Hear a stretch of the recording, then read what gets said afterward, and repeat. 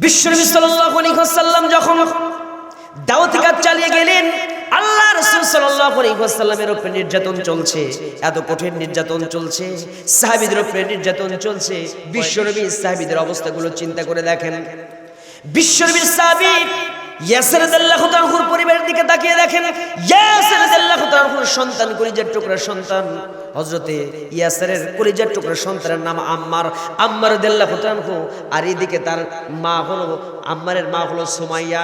আম্মার রাদিয়াল্লাহু তাআলাকে যখন ডেকে নিয়ে এসে আবু জেহেল যখন বারবার প্রহার করতেছে দ্বীনের কথা বলার জন্য, দ্বীনের আনুগত্য করার জন্য, ইসলাম কবুল করেছে, কালিমা পড়ে মুসলমান হয়েছে, পড়ে নিয়েছে লা ইলাহা ইল্লাল্লাহু মুহাম্মাদুর রাসূলুল্লাহ সাল্লাল্লাহু আলাইহি ওয়াসাল্লাম ইসলাম কবুল করে নিয়েছে। এই কারণে আম্মারকে যখন বারবার চাবুক দিয়ে পিটায়, বারবার আঘাত করতেছে, হাইয়া মাজরুহান, মারতে মারতে মুমূর্ষু অবস্থা যখন ফেলে দিয়েছে, মুমূর্ষু করে ফেলেছে, আব্বা সেই সময়ে ইয়াসির রাদিয়াল্লাহু তাআলা দাঁড়িয়ে থেকে বলছে, ও কাফেররা, আমার সন্তান আম্মারকে তোমরা মারো কেন? বলে আম্মারের একটাই অপরাধ, আম্মার কেন কুরআনুল কারীমের কথাগুলো বলে, ইসলামের আনুগত্য করেছে, সে কেন দ্বীনের পথে অগ্রসৈনিক হয়েছে, এইটাই তার অপরাধ। জোরে বলেন ঠিক কিনা? আম্মার রাদিয়াল্লাহু তাআলা যখন মুমূর্ষু অবস্থায় পড়ে আছে, ইয়াসির রাদিয়াল্লাহু তাআলা দাঁড়িয়ে গেলেন। ইয়াসির দাঁড়িয়ে গিয়ে বলে, আমার সন্তানকে তোমরা মারছো।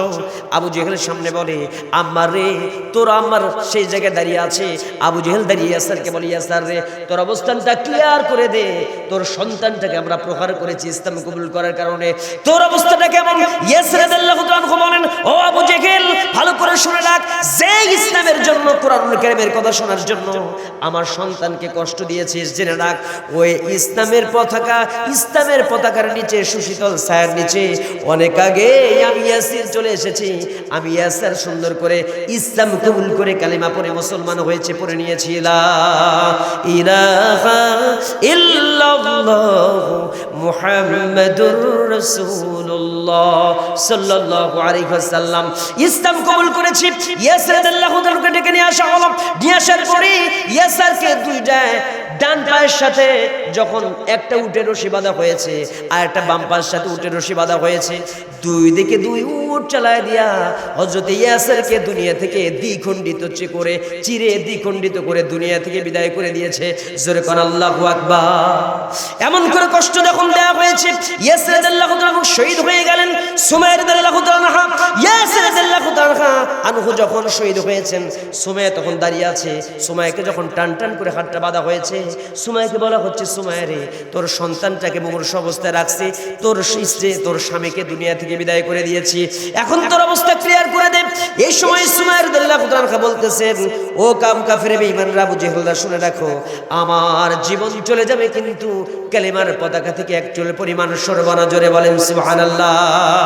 এই সময় হযরত সুমাইয়া রাদিয়াল্লাহু তাআলাকে যখন টান টান করে হাতটা বেঁধে রেখে দিয়েছে, তার লজ্জাস্থান বরাবর যখন বর্ষা বেড়ে দিয়েছে, এই দুনিয়া থেকে জান্নাতি মেহমান হয়ে হযরতে সুমাইয়া জান্নাতে চলে গেছে। বলেন সুবহানাল্লাহ। ওয়ালা নাকুলুওয়ান্নাকুম বিশাইইম মিনাল খাউফি ওয়াল জু' ওয়া নাকসিম মিনাল আমওয়ালি ওয়াল আনফুসি ওয়াত থামারাত ওয়া বাশশিরিস সাবিরিন আল্লাযীনা ইযা আসাবাতুহুম মুসিবাতুন قالوا إنا لله وإنا إليه راجعون। জোরে জোরে বলি আল্লাহু আকবার। আল্লাহ রাব্বুল আলামিন বললেন, ওয়ালা নাবলুওয়ান্নাকুম বিশাইইম মিনাল খাউফ, অবশ্যই তোমাদের পরীক্ষা আসবে দুনিয়াতে, খাউফ, ভয়ের পরীক্ষা আসবে, অলজু, খোদার পরীক্ষা আসবে, ওয়ানাকসিম মিনাল আমওয়ালি ওয়াল আনফুসি ওয়াস সামারাত, সম্পদের ক্ষয়ক্ষতি, জানমালের ক্ষয়ক্ষতির পরীক্ষা আসবে। এই পরীক্ষার ময়দানে যারা টিকে থাকতে পারবে, ধৈর্যের পরীক্ষা দিতে পারবে যারা, ওই সমস্ত ধৈর্যশীলদের জন্য আল্লাহর পক্ষ থেকে ওয়াবাশশিরিস সাবিরিন, আল্লাহ বলছেন ওই সমস্ত সবরকারীদের জন্য আল্লাহর পক্ষ থেকে সুসংবাদ। আর আল্লাহর সুসংবাদ যেইটা, সেইটাই তো জান্নাতের সুসংবাদ। কথা বলেন ঠিক কিনা? আমার ভাইয়েরা, সেই দ্বীনের প্রচার যখন করতে যাবে, সেই প্রচার করতে গেলে কষ্ট আছে না নাই? কষ্ট আছে, সাহাবীদের জীবনে এসছে, সাহাবা একরামের উপরে কষ্ট এসছে। রাসূল সাল্লাল্লাহু আলাইহি ওয়াসাল্লামের এই সিচুয়েশন যখন চলছিল, আল্লাহ নবী তখন ঘুমাতে যাবেন। আল্লাহ রাসূল যখন ঘুমাতে যাবেন, সেই সময় স্ত্রীকে বলছে ডেকে ডেকে, যে প্রাণের স্ত্রী, আজকে আমি যে ঘুমায় তো আমি আত্মবিশ্বাস পাই না, কনফিডেন্স পাই না, না জানি ঘুমের মধ্যে তারা অতর্কিত হামলা করে আমি রাসূলকে শহীদ করে দেয়। এই সময় বলছে, আফসোস করে বলছে, ইস, আজকে যদি কোনো সাহাবী আমার ঘরে পাহারা দিত তাহলে সুন্দর করে ঘুমিয়ে যেতাম। আমার রাসূল সাল্লাল্লাহু আলাইহি ওয়াসাল্লামের পাশে তখন অস্ত্রের ঝনঝনানি শোনা যাচ্ছে। সাহাবী ডেকে ডেকে বলছে, ইয়া রাসূলুল্লাহি, তলোয়ারের ঝনঝনানি শব্দ উচ্চারণ করে তাফসীর ইবনে কাসির পড়ে দেখবেন, বলে, ইয়া রাসূলুল্লাহি, তলোয়ারের আওয়াজ শুনতে পেয়েছেন? আজকে আপনি নিশ্চিন্তে ঘুমিয়ে যান, আপনার সিকিউরিটি নিরাপত্তা আমি দিয়ে দেব। বলেন সুবহানাল্লাহ। একজন সাহাবী দাঁড়িয়ে গেলেন, এই সময় আল্লাহ রাসূল ঘুমিয়ে গেলেন। তাফসীরে এসেছে, ইবনে কাসির এসেছে, রাসূল যখন ঘুমিয়ে গেছেন, এই সময় কি হলো জানেন? রাসূল দেখতে পেলেন যে এই পাশে রাসূল ঘুমিয়ে গেছেন। রাসূল সাল্লাল্লাহু আলাইহি ওয়াসাল্লামের স্ত্রী বলছেন, আল্লাহর নবী এত পরিমাণ আরামে ঘুমিয়ে গেলেন যে রাসূলের ডাক ডাকার শব্দ শোনা গেল। সুবহানাল্লাহ কয় না? আমরা অনেক সময় ডাক ডাকি না? কখন ডাকে? ঘুমে বিভোর হয়ে যায় তখন ডাকে। কথা বলেন ঠিক কিনা? তো এমন নাক ডাকে, নাক ডাকতে ডাকতে ফজর নামাজ কোন দিক দিয়ে যায়, এরকম আবার নাক ডেকে ঘুম পাড়া যাবে কি? কারণ আমাদের ঘুমের আগে ফজর নামাজের চিন্তা রাখার দরকার আছে না নাই? ঘুম হতে নামাজ ভলো, চলো তুমি মসজিদে চলো। ঘুম হতে নামাজ ভলো, চলো তুমি মসজিদে চলো। মনের সকল ব্যথা, প্রাণের সকল কথা খুলে তুমি প্রভুকে জানাও। আসসালাতু খায়রুম মিনান নাওম, আসসালাতু খায়রুম মিনান নাওম। রহমতের দ্বার রয়েছে খোলা, থেকো না হয়ে গাফেলাত ভোলা। রহমতের দ্বার রয়েছে খোলা, থেকো না হয়ে গাফেলাত ভোলা। করেছো অনেক পাপ, চেয়ে নিও তুমি মা।